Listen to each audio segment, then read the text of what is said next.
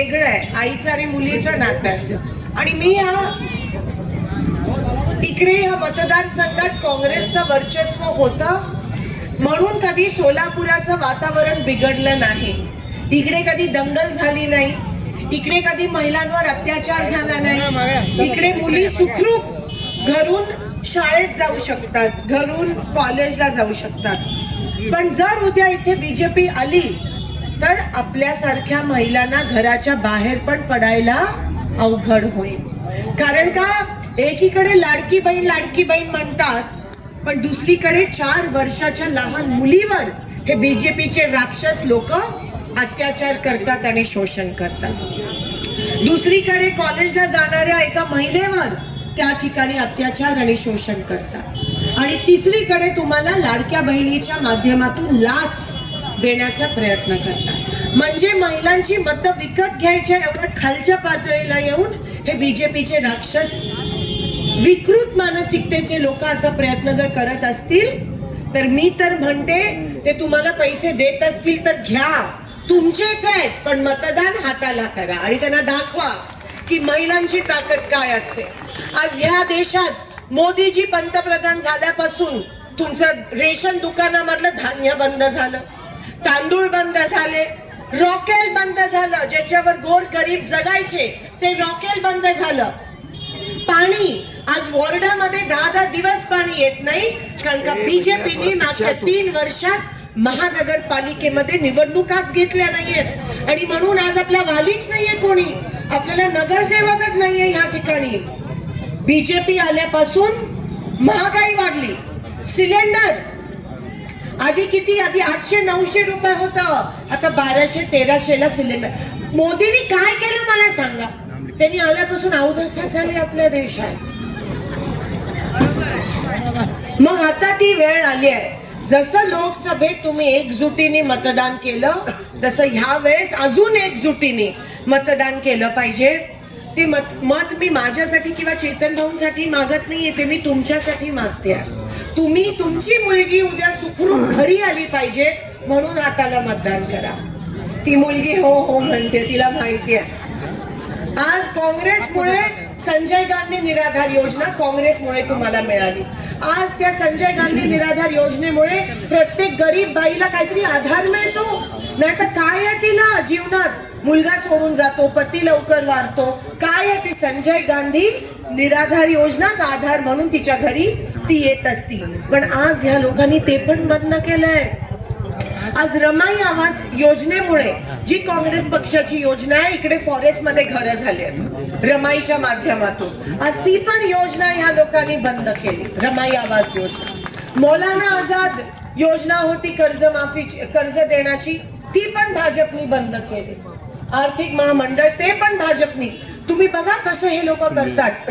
आणि भाजप फक्त भडकाऊ भाषण करतं, समाजात जातपातीमध्ये तेढ निर्माण करतं आणि कोट्यावधी भ्रष्टाचार करून लोकांना विकत घेण्याचा, लोकांची मतं विकत घेण्याचा प्रयत्न करतात. पण काँग्रेस जे तळागळात काम करतात, जे तुमच्या सुखदुःखात सामील होतात, अशा लोकांना तिकीट देतं.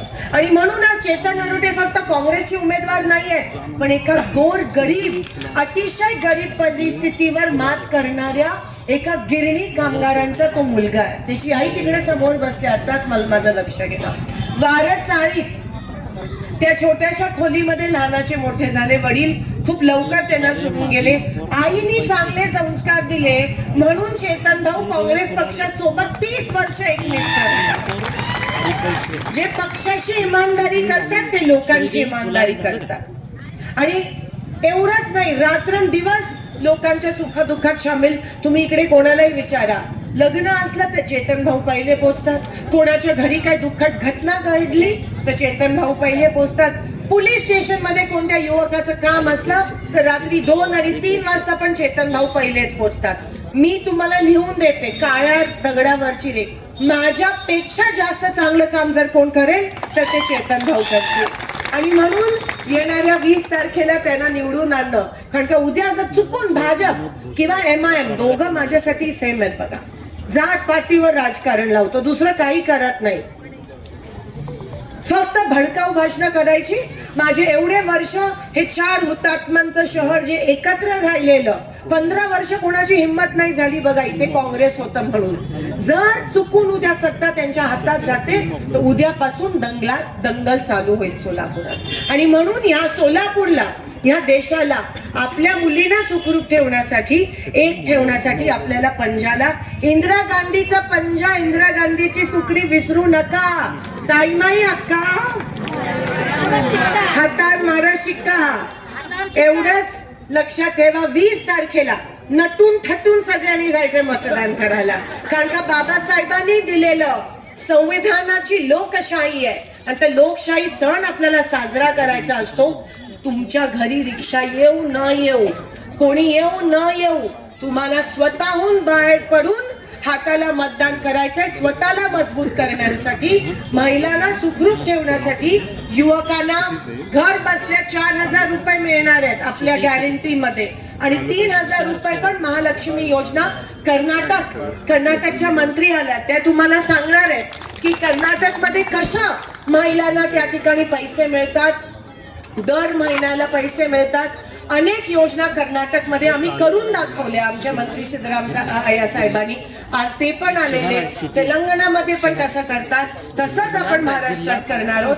म्हणून काँग्रेसची गरज आहे, हाताला विसरू नका. एवढंच या ठिकाणी मी सांगते. तुम्ही सगळे इथे आलात त्याबद्दल धन्यवाद. आता लक्ष्मीताई बोलतील, त्याआधी मी काही लोकांना सांगते की आपण मानस केलेला अनेक अल्पसंख्याक समाजाने खूप मोठ्या प्रमाणात लोकसभेला मला मतदान केलं होतं.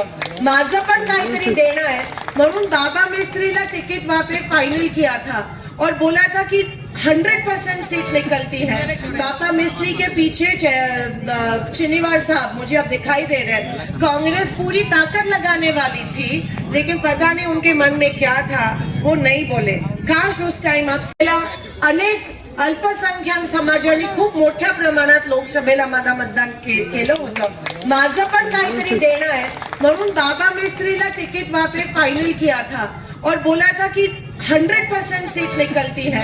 बाबा मिस्त्री के पीछे चिनीवार साहब मुझे अब दिखाई दे रहे हैं. कांग्रेस पूरी ताकत लगाने वाली थी, लेकिन पता नहीं उनके मन में क्या था, वो नहीं बोले.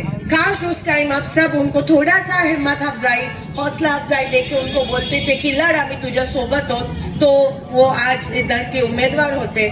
लेकिन बराबर चलने वाले उनके साथ सर्वे में चेतन भाऊ, नसीब भी बहुत बड़ी चीज होती है. चेतन भाऊ त्या ठिकाणी लढतायत आणि मला खात्री आहे की हा जो बाले किल्ला जाणलेला आता तो गड आपल्याकडेच राहणार आहे आणि तुम्ही भरघोस मतांनी आशीर्वाद देऊन चेतन भाऊंना निवडून आणणार आहात. एवढीच मी तुम्हाला विनंती करते. मला तुमच्यापासून दूर करू नका आणि त्यासाठी हाताला मतदान करा 20 तारखेला. एवढंच तुमच्या समोर विनंती करते आणि इथे थांबते. मी आदर्शिनी भाई आप बोलो.